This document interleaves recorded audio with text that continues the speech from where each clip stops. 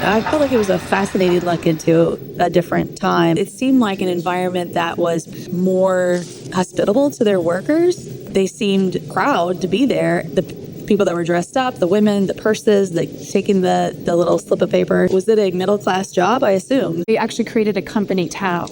Okay. Where a lot of them lived. And so the company would provide like almost everything for them, like housing and bowling alleys and bars and all of that, in hopes that they could kind of quell labor unrest, which was just rampant at that time. There were strikes just right before these were filmed, massive strikes. Their goal was absolutely to portray choreography of work, to show like everything's working then in machine. That was 100% the goal. I guarantee they told the women, smile, don't mess this up. Yeah. That line is probably artificial, but it was orchestrated for the benefit of trying to show off to the glory of the Westinghouse. All of the industrialists of that era kind of obsessed with branding themselves, and for Westinghouse to be able to show images of his factories at the World's Fair and using this new technology of film, there is a kind of propagandistic element to it, but it's still fascinating, and I think it doesn't negate the observations you were making, because I think there is still a sense of pride. There's no one way to look at it, and I think that's really what we're trying to bring out. We wanted to think about anything in the present. Oh,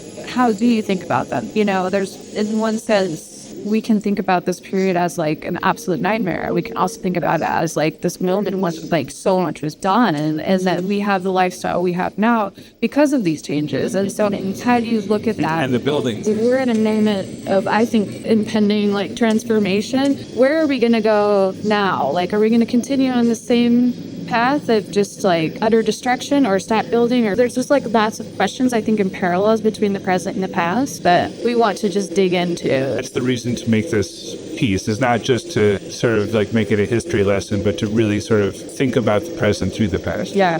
How did they physically do it? How did they move the camera?